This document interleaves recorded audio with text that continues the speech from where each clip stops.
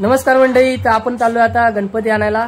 केळशीमध्ये जायचंय आणि वातावरण आहे, आता पाऊस थांबलाय तर बरं आहे. सकाळपासून खूप पाऊस पडत होता आणि आता चाललोय गणपती आणायला, तर पाऊस वगैरे बंद आहे. तर पुढे दाखवतो, चला बघूया. आणि सर्व माणसं गेलेत पुढे, आणि चाललोय.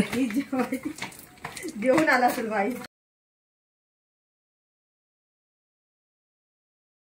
ही आपली माणसं गाडीत निघालेल्या आहेत. वाजंत्री मागे बसलेत.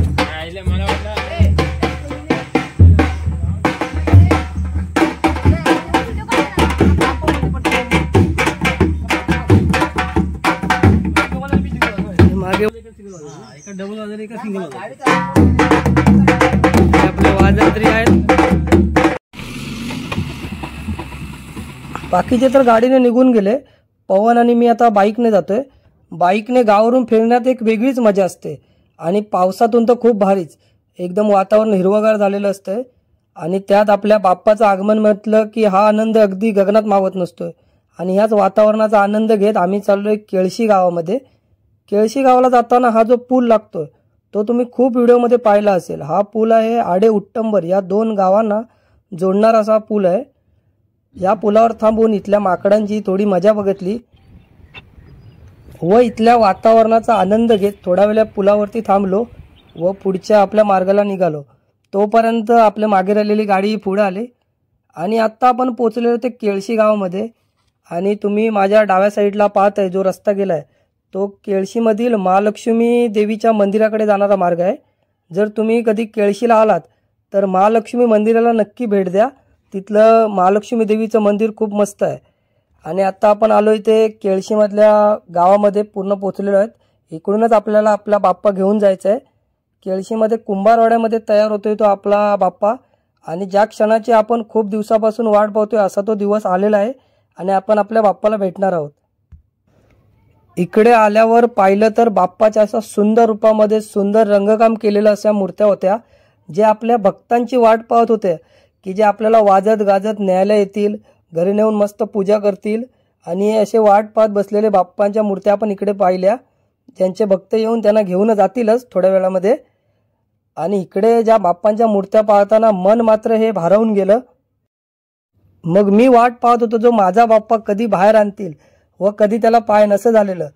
तेवढ्यात आपल्या बाप्पाची मूर्ती घेऊन बाहेर आले. मूर्ती पाहिल्यावर खूप मस्त वाटलं, खूप खूप छान वाटलं. आणि बाप्पाला आपण अगरबत्ती नारळ देऊन त्याला आपल्या घरी नेण्याच्या तयारीला लागलो.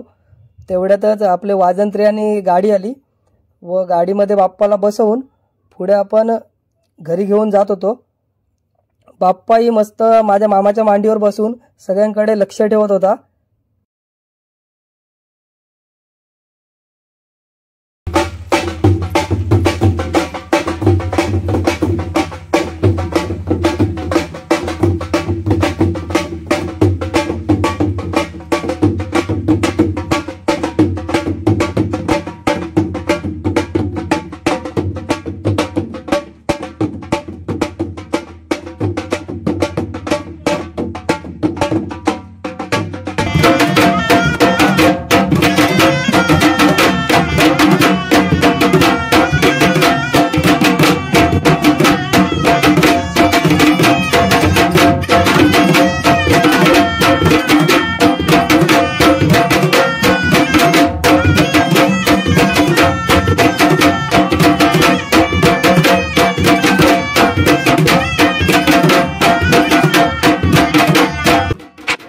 आपल्या घरी आणल्यावरती गावच्या रीतिरिवाजाने बाप्पाची पूजा करून आरती करून त्याला ओवाळण्यात आलं.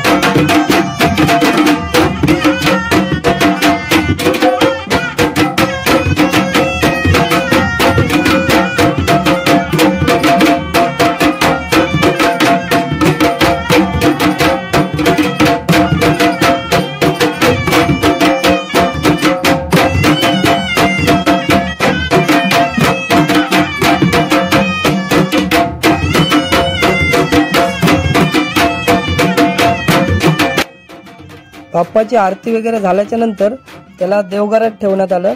मग देवघरात बाप्पा आपल्या देवाच्या समोर बसलेलं. मग पुढे आम्ही गेलो पवनचा गणपती आणायला. आणि पवनचा गणपती पण खूप छान होता। नारळावरती यावर्षी बाप्पाचं रूप होतं।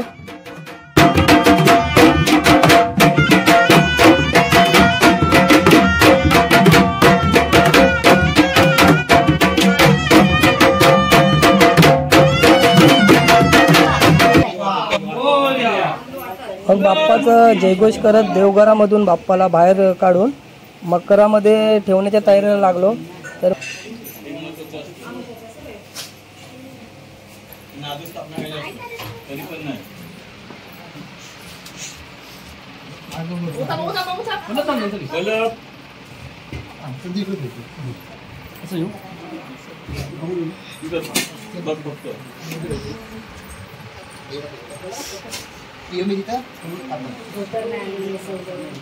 बाप्पाला मकरात ठेवण्यासाठी मग आमचे चालू झाले ते प्रयत्न।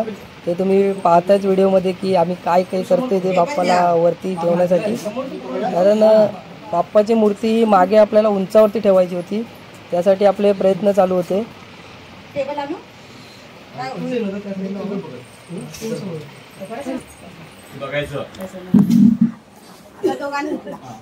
अशा खूप अशा प्रयत्नानंतर आपण बाप्पाला त्याच्या व्यवस्थित जागेवरती बसवलं आणि मकरामध्ये बसून बाप्पाही खूप सुंदर दिसत होता। आणि पुढे पहा मकरामध्ये। तुम्हीच सांगा कमेंटमध्ये की बाप्पा कसा दिसतोय आणि कमेंटमध्ये नक्की लिहा गणपती बाप्पा मोरया।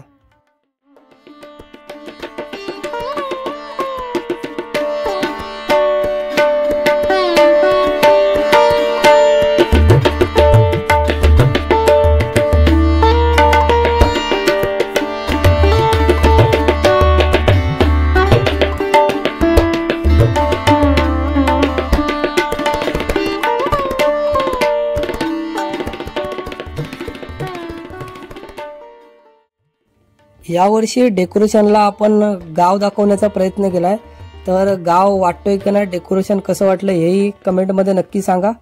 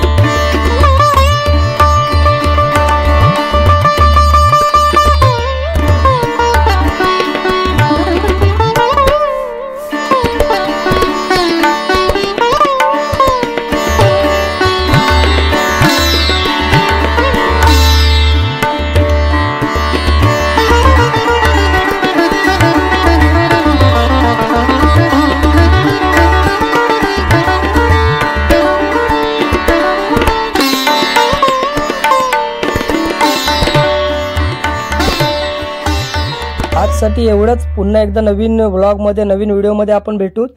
आणि आजचा व्हिडिओ कसा वाटला कमेंटमध्ये नक्की सांगा।